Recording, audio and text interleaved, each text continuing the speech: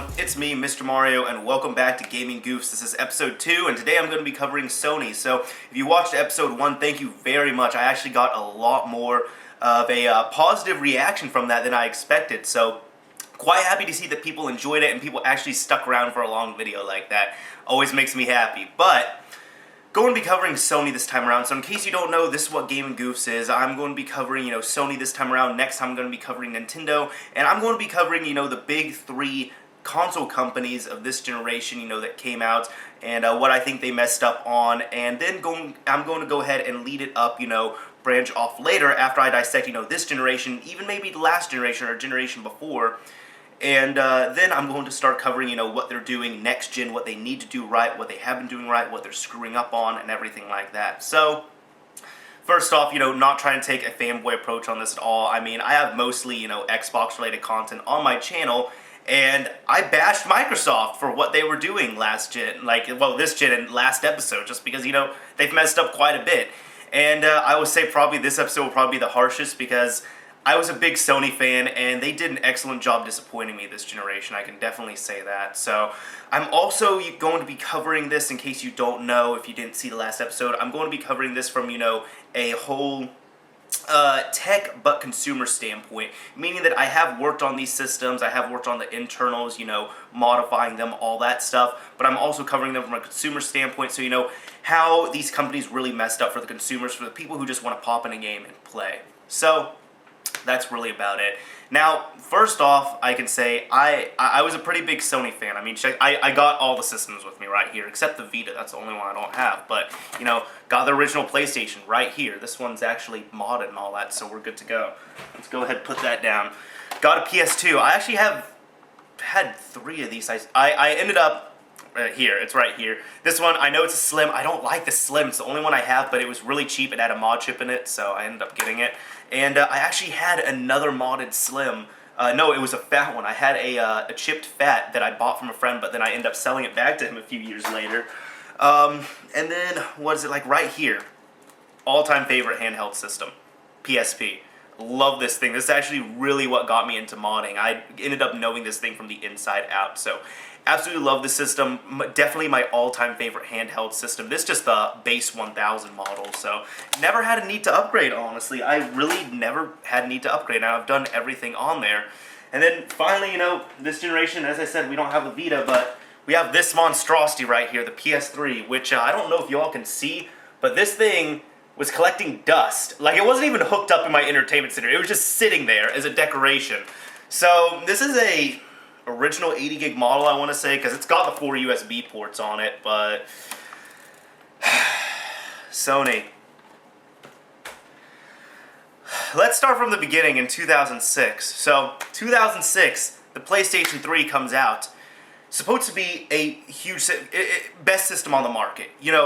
Blu-ray player, true HD, the only system out with HDMI at the time because the 360 didn't have HDMI on it. The Wii, that's not an HD system, that's just a standard definition system with progressive functions on it. Well, the PS3 was going to be the first, true next-gen experience. It was supposed to be, years ahead of its time. Supposed to completely, kill the 360. That was the plan of it. But you had to pay, quite a large amount of money. At the time, if I remember right, I want to say the first model, because there were 2 models that came out. There was the 20 gig and the 60 gig. I want to say the 20 gig was $400 at the time, and it was a base model. You had no backwards compatibility. You didn't get a chrome bezel. You didn't have this right here, the reader on this, which is actually the version 2 of the reader. The version 1 had an extra thing on here. I think it had, I don't remember what it had, but it was on the 60 gigs. And this is just software backwards compatibility. It's not hardware. But on the 60 gigs, for $600, you get 40 more gigabytes of hard drive space. You get, chrome bezel. You get extra functions on there. You get true PlayStation 2 backwards compatibility, along with PlayStation 1 backwards compatibility, which was a big thing at the time because now every PS3 can play PS1 games, but that really wasn't known at the time, and people assumed, oh, well, because certain PS3s can play PS2 games, certain PS3s can only play PS1 games. So, that's really not the case, but that's what it was made out to be at the time. So, you had, everyone wanted the 60 gig, of course, and 60 gigs was a lot back in the day. I mean, 2006, I remember back at the time, I was running a laptop with a 40 gigabyte hard drive, I want to say, and I thought, that was decent, and now look, it's like I got it. This isn't even that good, really, but I got like a 120 gigabyte solid state and then a 1 terabyte hard drive in my computer right now that I'm looking at. And I could have gone more, but I just decided not to. I needed some reason to move stuff off to my externals at one point instead of just filling it up like a 2 terabyte drive. But you had all that, so you had this workhorse of a system, and Sony's thing was, you got the Blu-ray player, you got the most powerful system on the market, you're gonna have to pay the price, that's it. While as last gen with the PS2 and even the PS1, they tried to make them affordable. I remember back in 2000 when the PS2 came out, honestly that was quite a reasonable price. You had, a PS2, it played, your current gen, next gen titles at the time, so it was a true next gen system. You had PS1 backwards compatibility, and it was a DVD player, all for $300. And we had the same situation back then, actually, because back in 1999, 2000, 2001, even, DVD players were, let's say about $500, I want to say. So you could get a PS2 for $300, and you get a PlayStation 2 with a PlayStation 1, technically, and a DVD player. So you might as well just pay $200 less and get the PS2. But then Sony doubled that, 2006 you're going to be paying $600 for this Blu-ray player. But at the time, Blu-ray players were like $800, $1,000. So it was a really good deal. That was kind of Sony's demise, really. They were packing in a lot of stuff, and I know what they were doing. They were really trying to future-proof their system, but they didn't do it correctly. One thing is that they end up splitting up the RAM. This really hurt them in the long run. By this is how I mean. Party chat on the Xbox? You can party chat with people on the Xbox 360. On PlayStation Network with the PS3, you can't do that because of the RAM. The RAM has been split, so 256 megabytes of RAM for the system software, and then 256 allocated to video games and such, which really caused a crunch with developers, and it caused a lot of just tension overall with developing and all that, especially, within the system software, It took a while, for voice chat to come, well, not voice chat, but voice messaging to come on there. The XMB is slow. That is why downloads are slow. It takes forever to do anything like that. Just because the way they were setting up the architecture was just so complex and everything compared to, the Wii or the 360 or even the PS2, which at the time, I remember if you watched this, I'm going to link it down below, but there's this one video that came out back in the day, back in the day, it's called Dreamcast versus PS2, something like that, and at one point the Dreamcast makes a joke, and he says to the PS2, the only emotion you're causing developers is frustration. If you don't get the joke, the PlayStation 2 had the emotion engine, which is what it was, running with everything, and there was the PS3, the original 60 gigs did have PS2 hardware on them. It had the emotion chip on there, which ended up causing a lot of issues and all that, and then it caused issues, so they end up, that's why they end up removing backwards compatibility. They tried doing software backwards compatibility with the 80 gig, the first run of 80 gigs, and then, the second run, they completely removed it, and that was it. That was another one of Sony's issues. They confused everyone with this backwards compatibility. At least with the Xbox, with the Wii, it could play all GameCube games, and it had Virtual Console. With the Xbox, they said, hey, as long as you have a hard drive, you can play our games on this list. These other games, you can't play, we're sorry. While Sony's just like, well, you need to get this PlayStation 3, or you could get this one, or you could even get this one. But see, this one is software backwards compatibility, so this one is going to run this game at 20 frames a second, while this other one is going to run at 45 frames a second when you upscale it to 1080p, and this one's going to have some issues with HDMI, and it was just insane. It can, people like me, if you're really into that, you're going to understand it. While as other people, you're going to have, for example, I don't know, you're going to have a soccer mom walk into Target.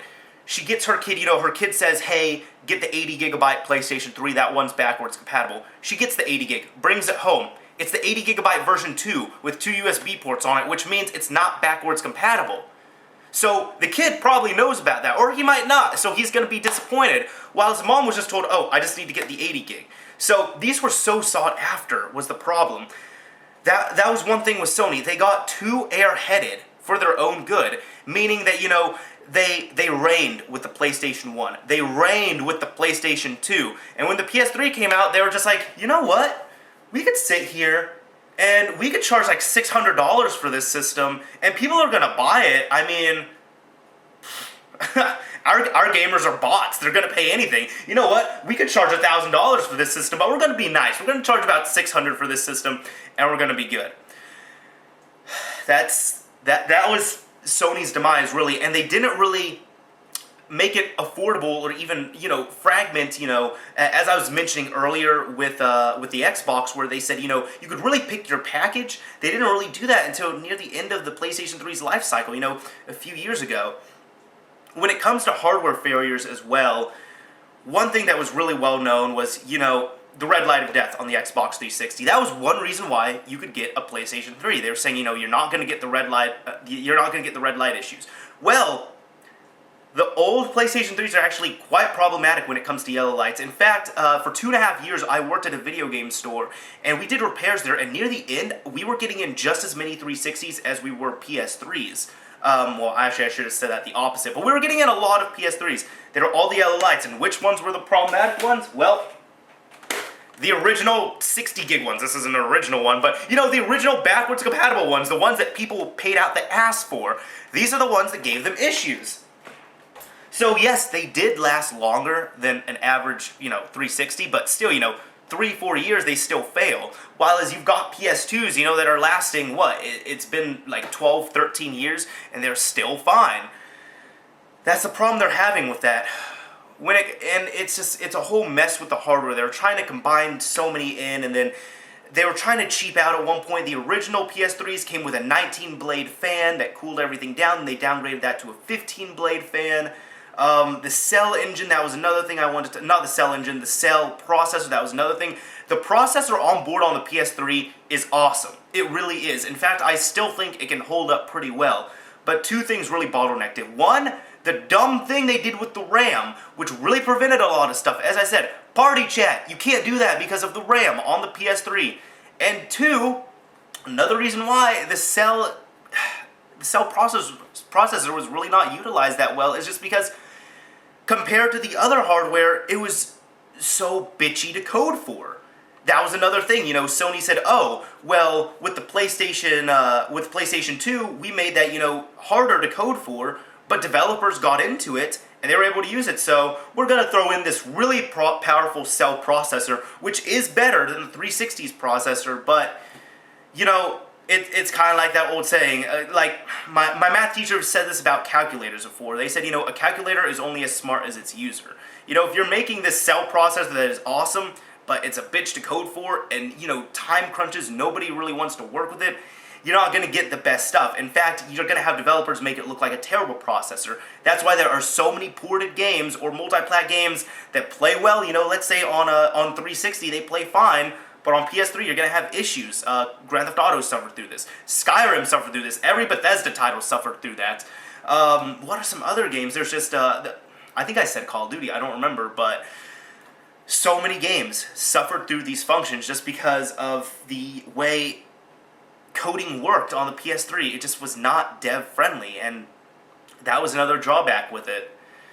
When it comes to PlayStation Network, I'll put it like this. If you want bang for your buck, PlayStation Network is where it's at. You buy PlayStation Plus, you get, free games, you get discounts on games, it's awesome, but when it comes to fun factor, go PC, Xbox Live, maybe even, the Wii, go with that, because that was another thing where it really falls back on. PlayStation Network was still new, so Xbox Live, originally had issues with the original Xbox, but they got ironed out mostly with the 360. Same thing happened here. PlayStation Network launched with the PS3, had issues. Hopefully by the time the PS4 comes out, they'll all be worked out.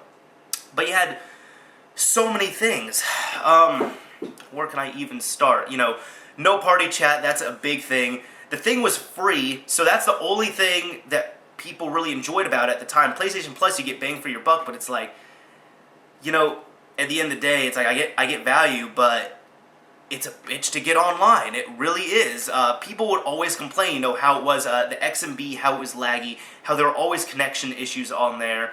And one thing that Sony screwed over people with by a lot was they tried to cheap out again when they first made the PS3, and even now, they really don't do it that often, but they would not include headsets in their systems, which is why the community on PlayStation Network was just so silent, so fragmented, because people didn't have mics, and then you had people that had mics, and you'd have, people that had like $100 Bluetooth mics mixed up with people who, got a free Bluetooth headset with their mom's phone. And, you had this good quality versus bad quality, and it just got all mixed up. You didn't really have a standard, like on Xbox Live, where, every Xbox will come with a microphone.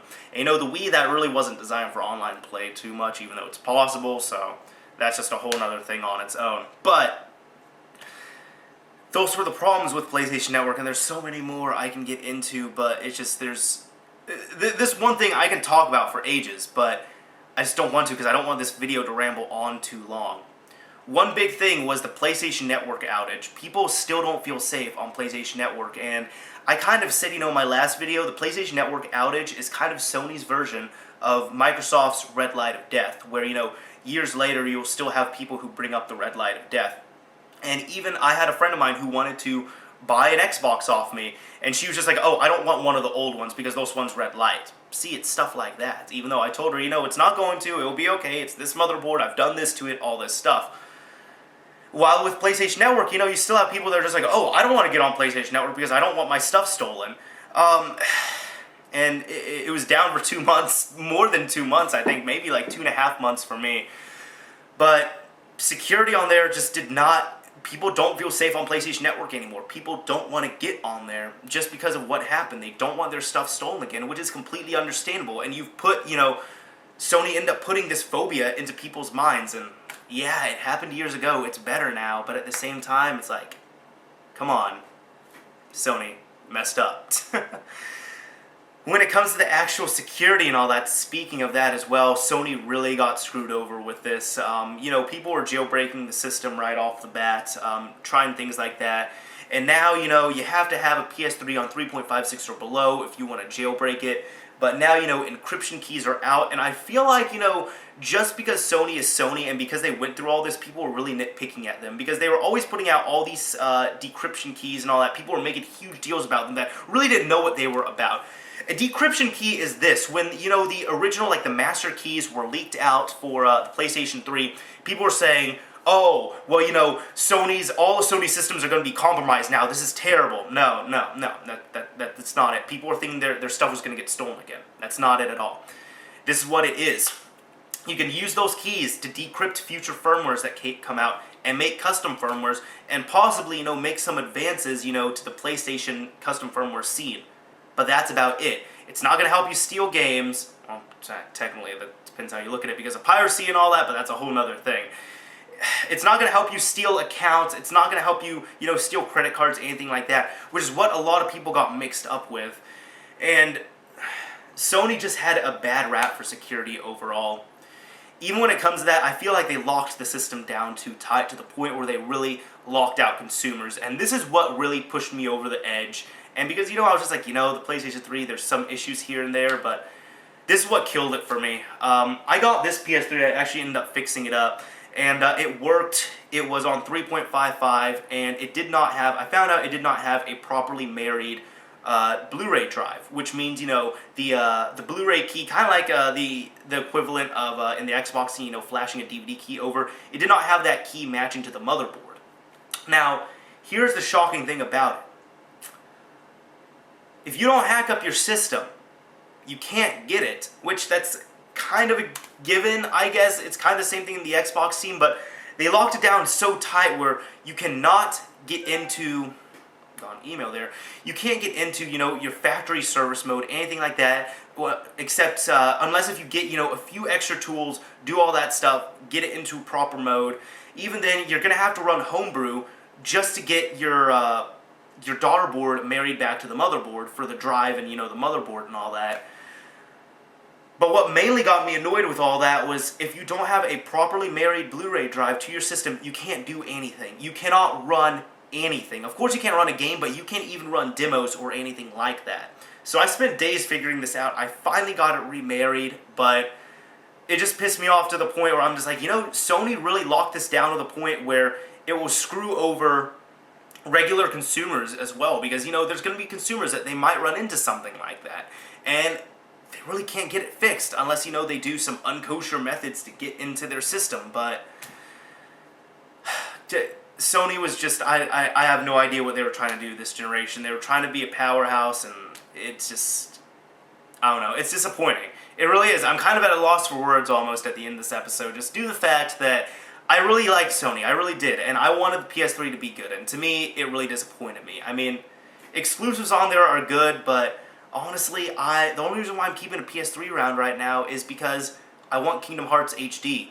I did originally want one for Kingdom Hearts 3, but now that that's coming over to, you know, next-gen systems, that's kind of irrelevant, so just going to be keeping this. Aside from that, you know, developers screwed over the system, Sony screwed over the system, you know, any custom firmware that came out, you know, Sony was just trying to lock it down, which is understandable, I can understand that, but then locking it down to the point where it's not safe for consumers, where you're screwing them over as well, that's when I get mad about stuff. And also, the controllers, one other thing I want to cover on here. Here, we got a nice PlayStation 1 controller, which works on the PS2 as well. You know, it's wired, all that. Typical DualShock that you'll enjoy. Two things. One of them got corrected, but two things. One, 6-axis. Trying to blur it. I'm covering the DualShock right there, but 6-axis. Why was this needed? And more importantly, on the first run of these PS3 controllers, why was DualShock removed? That was another thing. You know, DualShock was really toted on these old controllers, and then when the PS3 comes out, they said, you know what? No, your controllers don't vibrate anymore. Sorry. You gotta use 6-axis because now you can play the game like this. You know what? I don't feel closer to my game when I play like this, okay? Or when I'm doing stuff like this, or in heavy rain when I have to, like, bash my controller. No.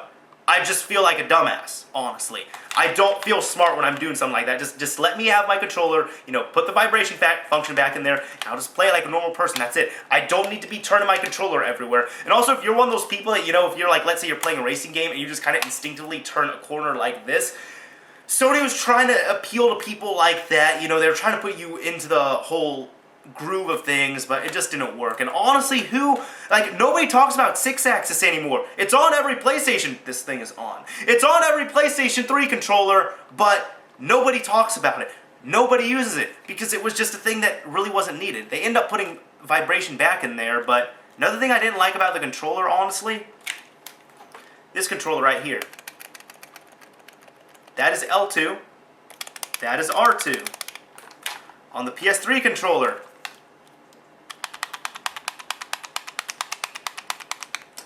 I did not like this. I don't like these triggers. I wanted buttons. I just don't, I really don't like how this feels, honestly. I just was not, it's annoying. I don't like it. I can't explain it. I'm not going to complain about the size of the controller. I mean, like, as you get older, honestly, it does, your hands kind of do engulf it like that, but the controller's comfortable. I'll say that. DualShock, this thing finally turned off. DualShock controllers are comfortable. I can give you that, but, you know, 6-axis, no one used it, and I really did not like these triggers. I just wanted my buttons. Give me my buttons. We'll be good to go. When it comes to all that, I don't know. And with the Vita, I can't really talk too much about it because I don't own a Vita, but I can say this, it looks like a great system, but the few times I played it, I was really far from impressed. When I used the PSP back in the day, thought it was awesome, thought it was fantastic, but the Vita, I used it, I'm like, you know what, there's really no need for this, I really don't need it, so I don't know what Sony did, but hopefully this coming generation, they're going to be fixing up their stuff, and it looks like the PS4 does look, you know, beyond promising, it looks great, but that's my whole take on, you know, how Sony really goofed up, and I could have covered more stuff, but I don't want to drag it out too long, so, you know, Sony, your security, your reliability, trying to make, you know, the most expensive console out there and trying to justify as to why people will buy it. No, it doesn't work like that. But it looks like they're learning from their mistakes. Oh, and for God's sake, headsets. That's what I was going to cover. I just blanked out right now. Thankfully, they're bringing headsets to the PlayStation 4. They're going to be bundled, which is going to be really nice for the community on PlayStation Network, but that was something that really got missed out on PlayStation Network for the PS3, so the PS3, great system. it has the potential there, but Sony just got airheaded and it didn't work out. Anyways, this is Mr. Mario signing off. Thanks for watching, everyone.